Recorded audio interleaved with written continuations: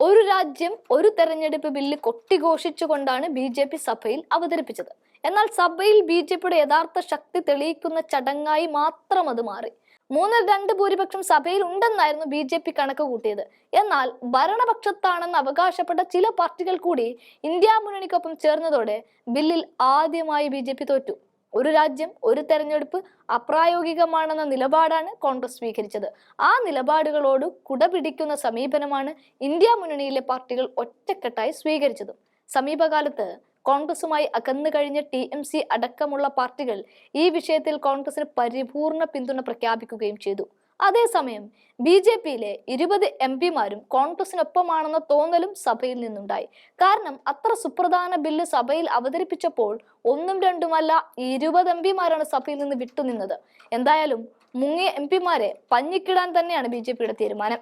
ഒരു രാജ്യം ഒരു തെരഞ്ഞെടുപ്പ് ബിൽ സഭയിൽ അവതരിപ്പിക്കുന്നതിന്മേൽ നടന്ന വോട്ടെടുപ്പിൽ പങ്കെടുത്ത പാർട്ടി അംഗങ്ങൾക്ക് കാരണം കാണിക്കൽ നോട്ടീസ് നൽകുമെന്ന് ബി.ജെ.പി. കേന്ദ്ര നേതൃത്വം വ്യക്തമാക്കിയിരിക്കുകയാണ്. കാരണം തൃപ്തികരമല്ലെങ്കിൽ കടുത്ത ശിക്ഷാ നടപടികൾ MP-മാർക്കെതിരെ സ്വീകരിക്കണമെന്ന് മറ്റു നേതാക്കൾ ആവശ്യപ്പെടുകയും ചെയ്തിട്ടുണ്ട്.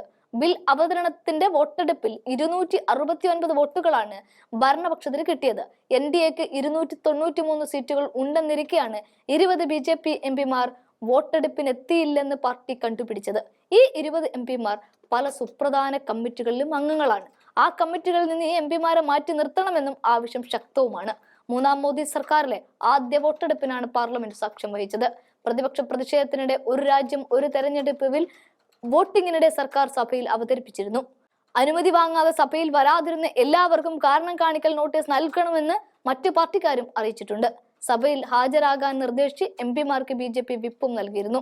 സർക്കാരിന് ലോക്സഭയിൽ ഭൂരിപക്ഷമില്ലെന്ന് തെളിഞ്ഞതായി വോട്ടെടുപ്പിന് ശേഷം കോൺഗ്രസ് പരിഹസിച്ചതോടെയാണ് ബി.ജെ.പിയുടെ പിടിവിട്ടത്. ഇലക്ട്രോണിക് വോട്ടിംഗിൽ 369 വോട്ടുകളാണ് സാധുവായത്. അതിൽ 220 പേർ പിന്തുണച്ചു, 149 പേർ എതിർത്തു. തുടർന്ന് സ്ലിപ്പ് വിതരണം ചെയ്ത് വീണ്ടും വോട്ടിംഗ് നടന്നു. 467 പേരിൽ 269 പേർ പിന്തുണച്ചു, 198 പേരാണ് എതിർത്തത്. പാർലമെന്റിലെ ഇരുസഭകളിലും ഒരു രാജ്യം ഒറ്റ തെരഞ്ഞെടുപ്പ് ബില്ല് മുന്നോട്ട് കൊണ്ടുപോകാൻ സർക്കാരിന് ആവശ്യമായ ഭൂരിപക്ഷമില്ലെന്ന് ഡിവിഷൻ വോട്ടിന് പിന്നാലെ കോൺഗ്രസ് അടക്കം പ്രതിപക്ഷ പാർട്ടികളും MP-മാർ പ്രതികരിക്കുകയും ചെയ്തു. പ്രതിപക്ഷ എതിർപ്പിനെ തുടർന്ന് വിവാദമായ ബില്ല് വോട്ടെടുപ്പ് നടത്തിയ ശേഷമാണ് കഴിഞ്ഞ ദിവസം ലോക്സഭയിൽ അവതരിപ്പിച്ചത്. ബില്ലുകൾ അവതരിപ്പിക്കുന്നതിനുള്ള പ്രമേയം കേന്ദ്രമന്ത്രി അർജുൻ റാം മേഘ്വാൾ അവതരിപ്പിച്ചപ്പോഴാണ് പ്രതിപക്ഷം ഡിവിഷൻ വോട്ട് ആവശ്യപ്പെട്ടത്. ബില്ല് അവതരിപ്പിക്കാൻ ഡിവിഷൻ വോട്ട് പ്രതിപക്ഷം ആവശ്യപ്പെട്ടതോടെ സ്പീക്കർ സഭയിൽ വോട്ടെടുപ്പ് നടത്തി. ലോക്സഭയിലെ 543 സീറ്റുകളിൽ സഭയിൽ ഹാജരായത് 461 MP-മാരാണ്.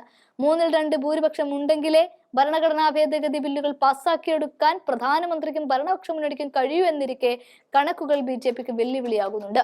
കഴിഞ്ഞ തവണത്തെ പോലെ മൃഗീയ ഭൂരിപക്ഷം ഒറ്റയ്ക്കില്ലാത്ത ബി.ജെ.പിക്ക് NDA മുന്നണിക്ക് അപ്പുറം പാർട്ടികൾ പിന്തുണച്ചാലേ ബില്ലുകൾ പാസ്സാക്കിയെടുക്കാനാകൂ എന്ന തിരിച്ചറിവിലാണ് നിൽക്കുന്നത്.